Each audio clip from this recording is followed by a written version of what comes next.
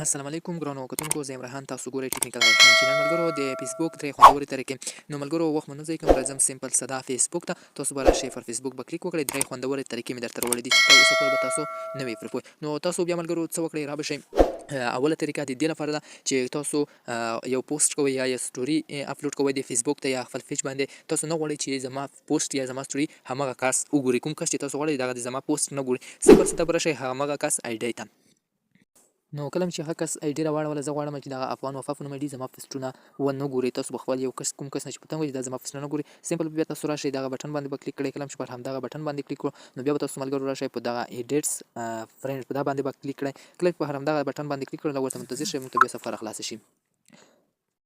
نو کله چې موږ ته دغه صفحه راخلاصه شي، بیا به تاسو راشئ په همدغه بټن باندې به کلیک وکړئ. دا به موږ سره زرغونه شي. کله چې زه پوسټ کوم، نو ما به زما پوسټونه زما سټوري چې کوم همدغه کس به یې نشي لیدلی. راځو دویم سیټینګ ته، دویمې طریقې ته.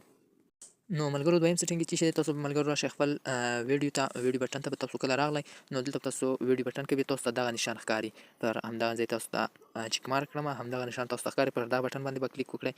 کله چې پر همدغه بټن باندې کلیک وکړو، لږ ورته منتظریږو. نو تاسو ته به دغه دوې بټنې راښکاره شي. دغه دوې بټن په اول یو بټن باندې به کلیک وکړئ. کله چې په اول بټن باندې کلیک وکړئ، چېرې تاسو ته نوې ویډیو لیکلې وي، هغه تاسو شوا کړئ، یعنې خلاصه به یې کړئ. دویمه کومه ویډیو چې تاسو سیف کړې وي، هغه تاسو ته بیا نه ښکاري. که دغه چېرته بنده وي، همدا بټن باندې به کلیک وکړئ او دا لاندې یو به هم ورسره خلاص کړئ چې کومه ویډیو شیر او فرینډز تاسو ته او ښه غواړي.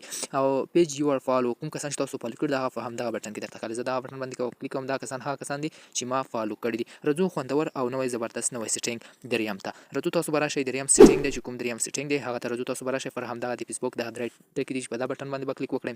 کله چې پر دغه درې بټن باندې کلیک وکړ، تاسو به لاندې راشئ. لاندې تاسو ته لیکلي دي، تاسو ته ښودل دي چې هیلپ، په همدغه بټن باندې به کلیک وکړئ. کله پر همدغه بټن باندې کلیک وکړو، د لاندې تاسو کتلی شئ. بیا په دا بټن چې کله تاسو کلیک وکړ، لږ ورته منتظر کړئ چې د صفحه موږ ته راخلاصه شي.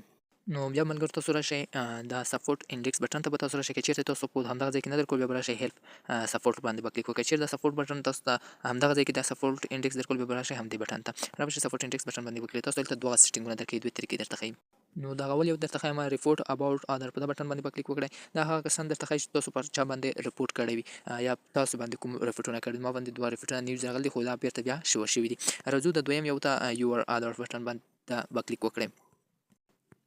نو دلته کوم ما باندې کوم چا ریپورټونه یا ما چې کوم ویډیوګانو ته ریپورټ پکړی هغه راته ښایي. کوم ویډیوګانو مې ریپورټ نه دی کړی او همدغه ځای کې باندې یو وارې ریپورټ شوی دی. نو دغه وې د فیسبوک خوندور طریقې. ویډیو مو خوښه ویډیو ضرور درسره سبسکرایب کړئ. مننه.